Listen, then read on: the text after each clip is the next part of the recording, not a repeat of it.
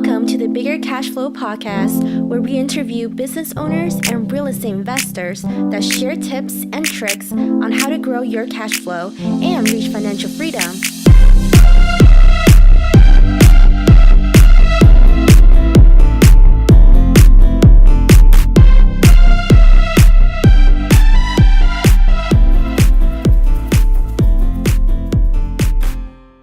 Welcome, everyone, to another episode of the Bigger Cash Flow podcast.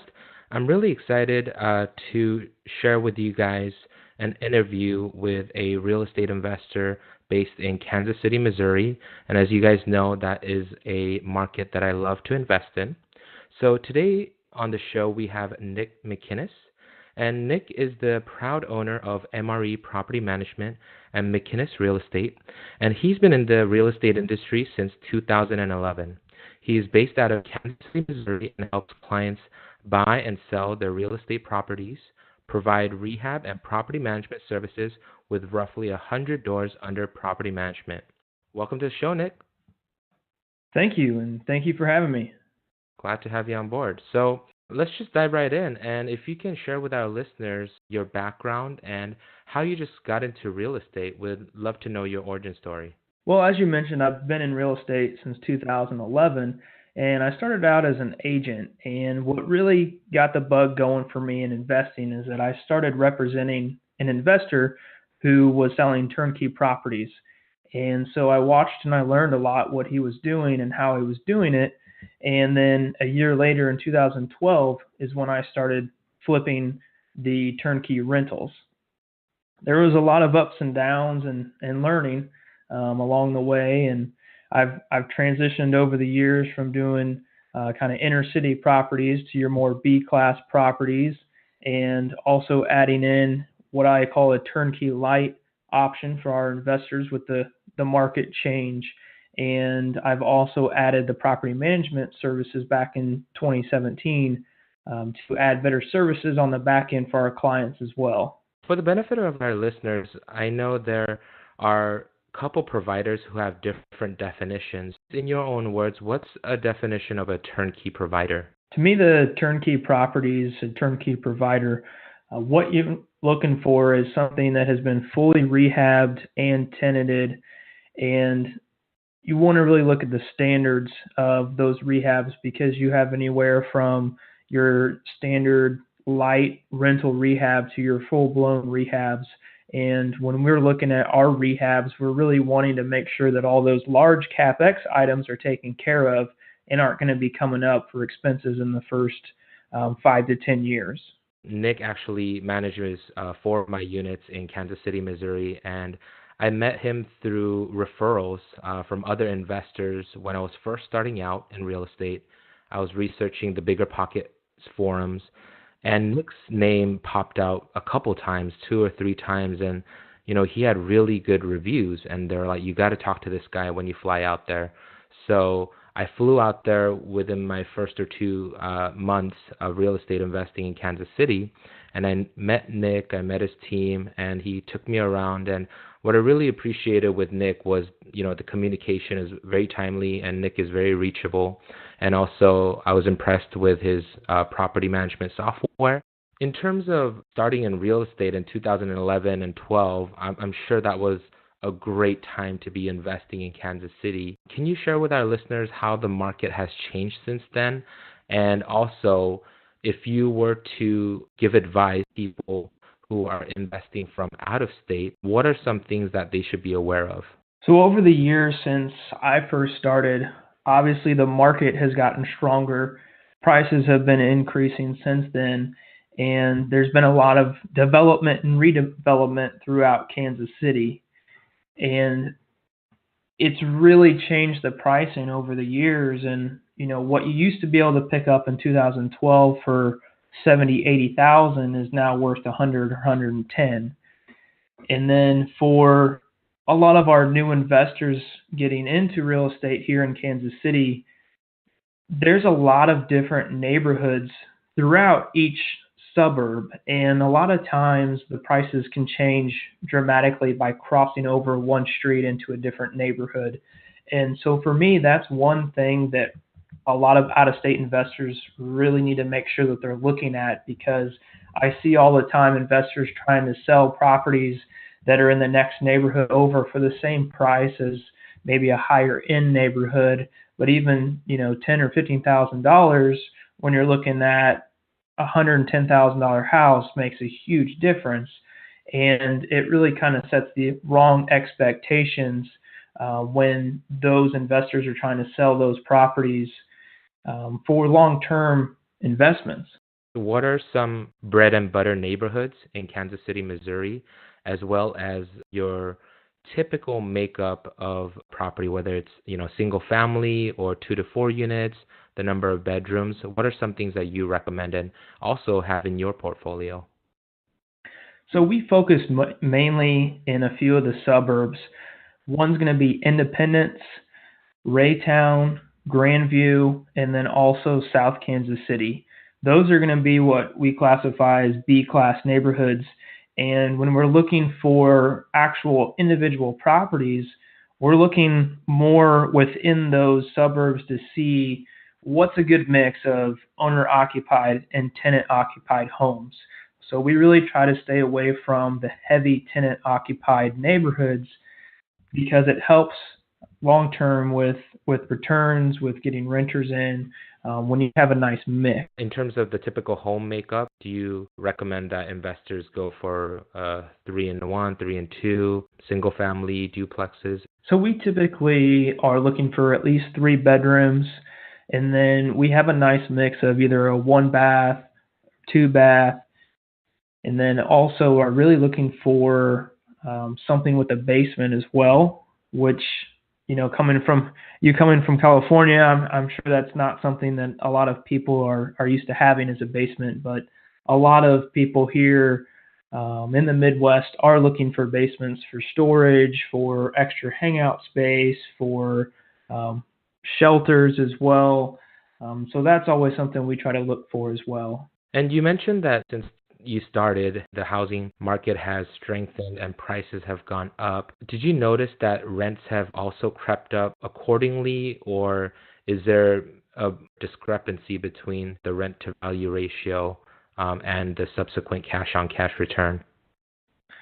So up until midsummer of last year, the rents had kind of kept up with the rising prices of homes, and then it slowly started to not be able to keep pace with the rising home prices. What we're seeing now is both numbers starting to kind of level off.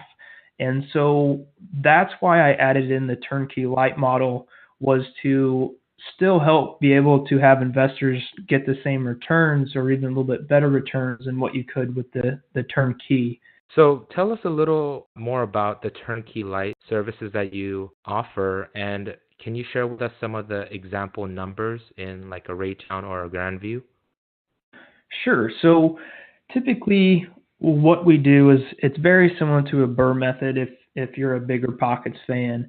And we help the investor find the house, purchase the house, we manage the rehab, then we find the tenant, and we maintain the property management. So the whole process from start to finish is something that we are doing for the investor. And a lot of the houses that we're doing, what we're looking for is houses that are going to be typically 80 to 85% purchase and rehab compared to the ARV. And it really depends on what each individual's numbers and what their financing is how much those numbers can vary. But what we're typically looking at is something that would be worth in Raytown about $130. It's going to rent for about $1,200, and your all in is going to be somewhere in the $95 to $105 range. Okay. Yeah, those are great numbers in terms of comparing it to turnkey prices where you might be just paying a straight 20% down on a $130K property. How are some of your investors financing their deals? Are they buying all cash? Are they able to finance it on the front end, or are they using hard money lenders? So we have a combination of all of what you mentioned. We have some cash buyers, we have some private money buyers, and then also some hard money um, financing that they're using. And then once the property's tenanted, they're going and refining out traditionally with their lender. I know when I was first starting out in the markets of Kansas City, Indy, and Little Rock, I was buying turnkey so I can build the relationship and understand the market.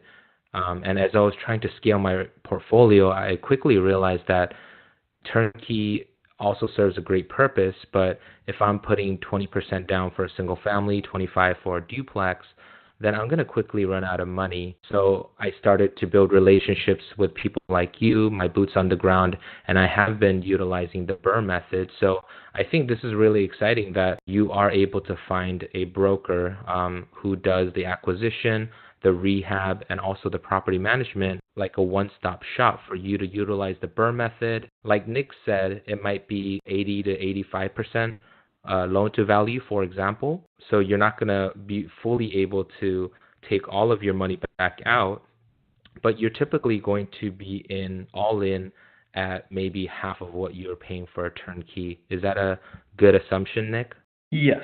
Great. What is the typical makeup of your client? Do you have, mostly local investors?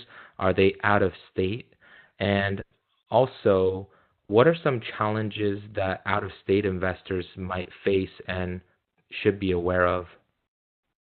Most of our investors are out of state, and we've taken over and started working with clients from the start. We've worked with clients that have came over from other companies, and there are a few main problems that out-of-state investors have, and one of them being on the back end with the property management is that a lot of turnkey providers or a lot of investors here who are selling the properties don't have that back end property management. So it makes it harder for them to keep track of how their properties are doing, and they don't have as much power to make sure that they're actually getting the returns that they were promised.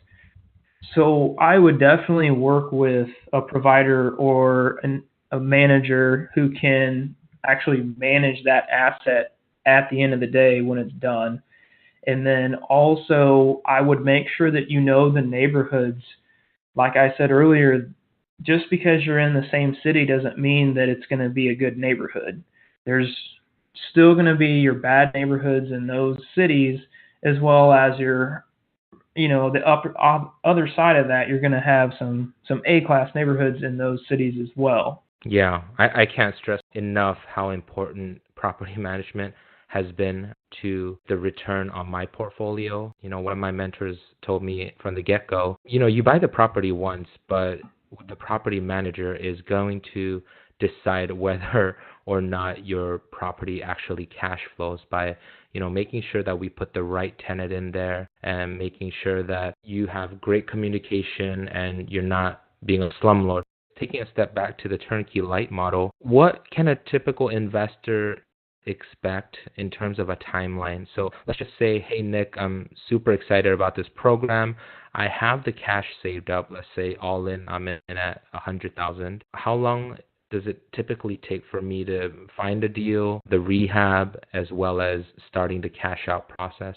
So we have several opportunities that come up every month, and then we typically set closings out 30 days to give us time to schedule that with our contractors. And then it really depends on the investor's preference themselves, because we have some who only want to do, paint and flooring, light rehabs, and then we have others who are like, yeah, let's gut this house, and so those rehabs take on the light side 2 weeks. On the heavy side, you're looking at closer to 8 weeks, and it really all depends on your preference and what really you're wanting to risk. The lower end rehabs obviously aren't going to have as appealing numbers as the full rehabs will, just because of the risk there. So it really depends. But to answer the question, I would say anywhere from 2 weeks to 8 weeks is what the typical rehab takes. Okay. So I'm guessing if I am buying a property off of the MLS to do this turnkey light, you're helping out with the front end acquisitions, and then once the rehab is complete, you're going to help manage it. In terms of the costs related to the actual rehab, is there like a general contractor fee that's involved in terms of the overall rehab price, or is it baked into the labors and materials? How does that work? So we charge just a flat $2,500 management fee to manage the rehab. Okay. So whether it's a lighter one or a full, it's just a flat fee. Yes. In terms of funding the rehab portion, how do investors do that? Do they put the full amount in escrow and there's draws, or how do you guys handle those? So typically it's just done in draws. There's no escrow. We typically have pretty good relationships with all of our clients. So, we trust that when there's, at the end of the week, because we typically do weekly draws that, we know they're going to pay. And then what we typically require is a small percent down and then weekly draws after that based on the work completed. Gotcha. And before the weekly draws, do you provide your clients with pictures and or video walkthroughs? Yes. Awesome. So I think this is a great time to segue into the property management side of your business. This is where Nick and I are working closely together on my properties. As mentioned previously, your property manager is really going to decide whether you are going to cash flow with your properties. Obviously, they can't change it if you have purchased a home in a bad neighborhood, so location is also going to be key. But in terms of, tenant placement, Nick, can you share with our listeners kind of the standard that you set for your company, and what are some of the requirements that you look for in qualifying a candidate? So we do the standard background, criminal, and credit checks. And then we require that they have no evictions in the past 3 years and that they make 3 times rent. Those are the typical requirements across the board, depending on who you use here. That's typically what they're looking at. Then we kind of dive deeper and look at, not just what their credit score is, but what's on their credit history and who are they making payments to, who do they have in collection, if they have any collection, what are their monthly payments that they're making. And then we also contact their current landlord and their previous landlord if they have one. And that kind of helps take an extra step to get a little bit peace of mind on the landlord side, that it's not just their current landlords trying to get them out and push them over to you to have to deal with. So we always, try to vet our tenants as much as possible to, again, increase the returns long term for our clients. And that's how we've really set things up with our management company, is all geared towards long-term returns for our clients, and then also just being able to help them build their portfolios, because I'd much rather work with a handful of investors who have a ton of properties than a ton of managers and a ton of properties. Yep, that's a great point.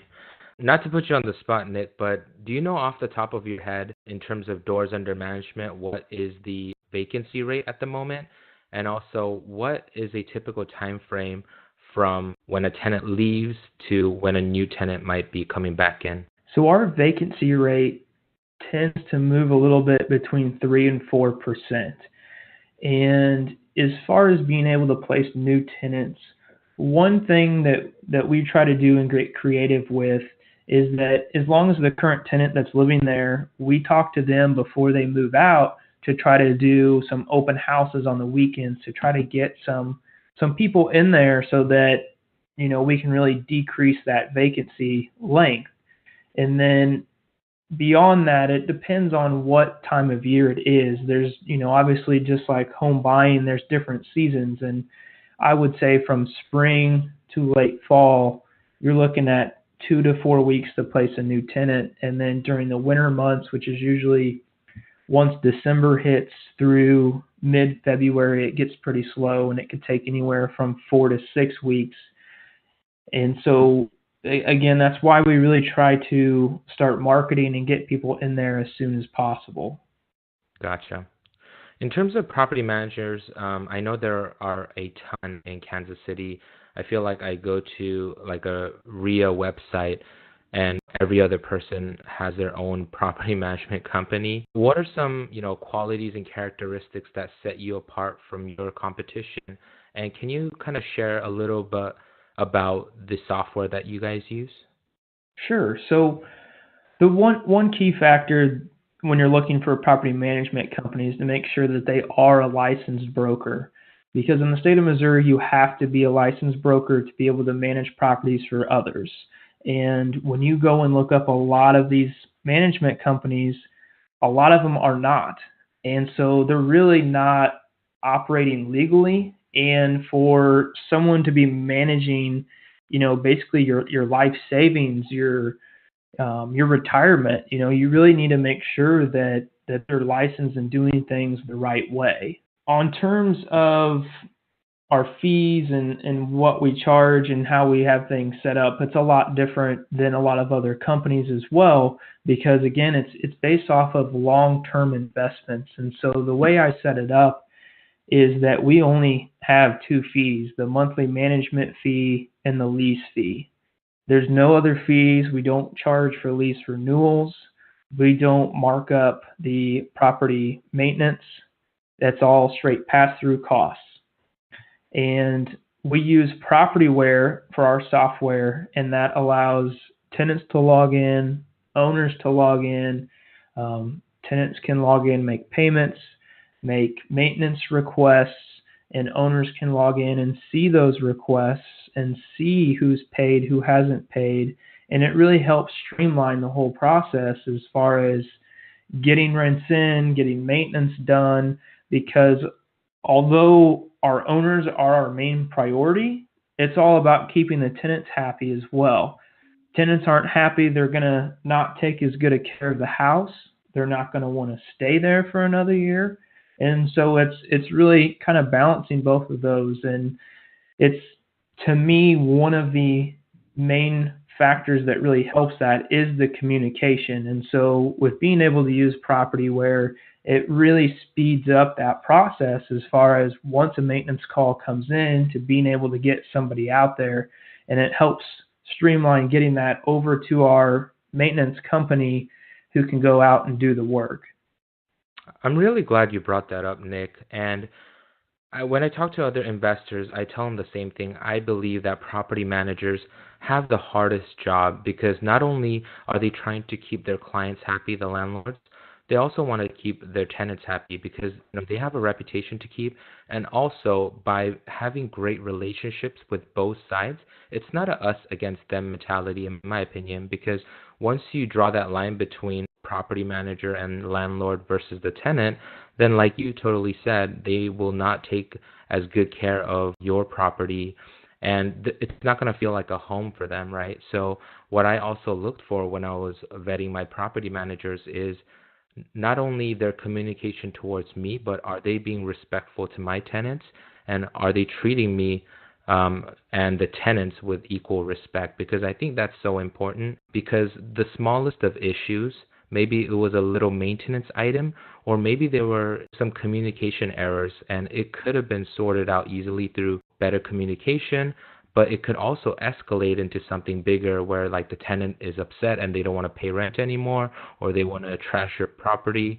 I've heard those things happen with other investors, and it all comes down to communication. So I'm really glad that you brought that up, and I think that is a key element that you want to look for when you're choosing your property manager. So we talked about some of the services that you provide in terms of the turnkey services, the rehab, and property management. In terms of going back to your typical clients and out-of-state investing, can you share with our listeners what are some of the biggest, wins and also lessons that you've learned from your tenure of real estate investing? The way that I got started was working for another investor, and what I wish I would have done when I got started was really doing a lot more learning and research about investing in general.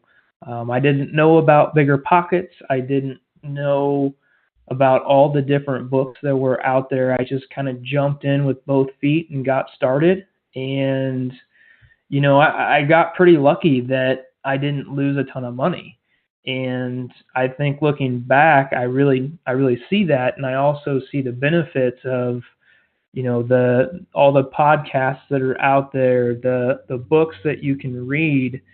And I really would encourage new investors to read as much as they can, listen to as many podcasts as they can, so that they can learn. And it's really based off of different people's experiences. And so learning from one investor, it was just off of his experiences that I learned. And so there were lots of other situations that I ran into that he hadn't dealt with before, or I hadn't seen him deal with before. So I had to kind of just go with my gut with what to do. And like I said, I got lucky that I didn't lose a whole bunch of money. I mean, the quote that comes to mind is action without knowledge is dangerous, but knowledge without action is useless. I think it's awesome that you just dove into real estate at the right time in 2011, but you're sharing with our listeners that education is a key element. And I mean, I actually just came back from a 3-day find and flip seminar with Kent Clothier, Justin Colby, Ed Milet was a speaker there. I mean, it was just jam-packed full of information on finding deals, communicating with, investors. And I think I'm investing more and more into my education. A lot of the panelists were sharing how they spent about 15% of their revenue generated back into their business and education specifically, whether it be masterminds or taking courses, going to these conferences and boot camps. So I definitely echo what you're saying, Nick. You got to continuously educate yourself.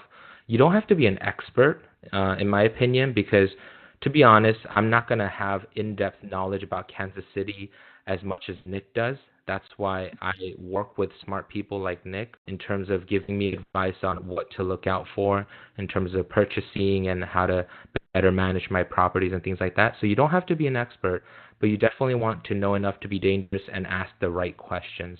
Because when you ask the right questions, that's when you get the right answers. Is there anything else that you might want to add on that? Well, another thing about going to the conferences is networking, and you never know who you might run into, and you might be able to work together in the future, whether it be partnering on deals, maybe selling them a deal, or buying a deal from them. And that's another key factor that I think a lot of people don't realize is how big of a key networking is to real estate investing. Oh yeah, it's totally a relationship business, and based on my experience investing in real estate, the two best ROI deals that I have, I purchased them with 30K equity from day one, and one of it came from another investor that I built a relationship with when I was, going out to my markets. The other one came from my property manager, actually. So my property manager reached out to me and said one of his clients is liquidating the portfolio, and that investor is based in LA. So I went to go talk to that person based in LA, and we struck up a deal, and I got 30K of equity day one. So again, another example why you want to network and build relationships, because that's what's going to, take you to the next level in terms of finding the right deals and helping you cash flow.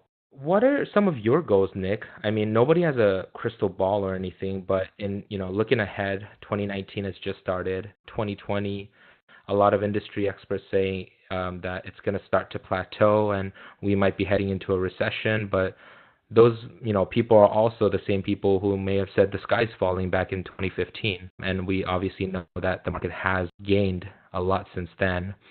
So what are some of your goals, and what do you expect to see going into the rest of 2019? So I'm really looking to pick up a few more rentals this year for myself to hold on to, as well as really grow the property management company. I feel like we're in a great place now with the structure that we have and the people that I have in place, that we can go out there and bring on some outside clients. And I'm also doing a lot of flips as well. With the way the market had been, it made more sense to do a lot more retail flips as opposed to turnkeys. And so I've been kind of growing that side of the business as well.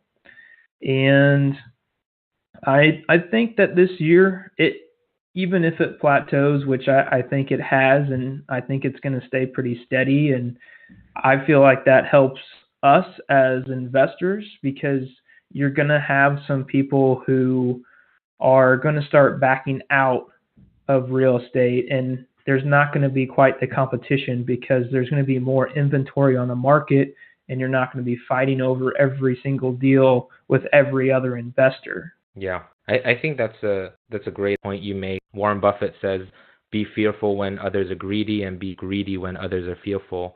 And I think I saw that quote again today when I was scrolling through my social media, is that, nobody has a crystal ball, but there might be a lot of opportunities when a lot of people are thinking, oh, the market, has softened.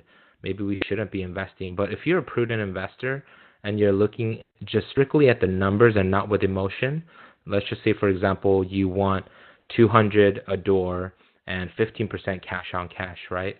Whether it be 2 years ago or the present day, if you're networking and finding the right leads, you can kind of make your own deal, right? So you don't have to just take what's on the MLS, but like what I did, talking with that investor who's liquidating, she had some debt on the property. She just wanted to get out of her debt. So I just talked to her for 2 weeks, paid off her debt, and then, I got to keep all that equity on the upside. We're almost at the end of our show here today. Before we wrap things up, is there any kind of parting words of wisdom that you wanted to share with our listeners? I would say network, educate yourself, and do your due diligence. Without those, you're taking some big risks. So those would be my parting words: to educate, to network, and do your due diligence. In terms of due diligence, can you expand a little bit on that? Are you just talking about, doing inspections and vetting out your out-of-state team, or is there a little bit more to that? I would say it's all around. It's from your team, it's to the property itself, to the areas. Those are all things that you really need to do your due diligence on and make sure that the property is the right fit, that the people, your team that you're working with are the right people, and your goals are aligned.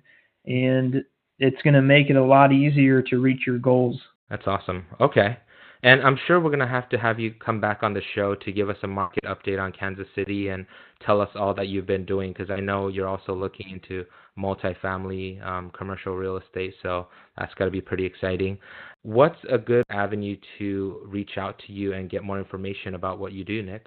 You can go to my website at McKinnisRealEstateInvestments.com, and you can either email me from there. We've got lots of good information and properties on there as well. Please reach out to Nick, and I'm sure, once you make it out there to Kansas City, he can kind of show you around and discuss in detail what services he offers. So definitely take that opportunity. He's a great resource. That wraps up our show for the week. If you thought that was helpful, please do us a favor and leave us a review on iTunes, Stitcher, or wherever you may be listening. We appreciate your support, and we'll see you next time.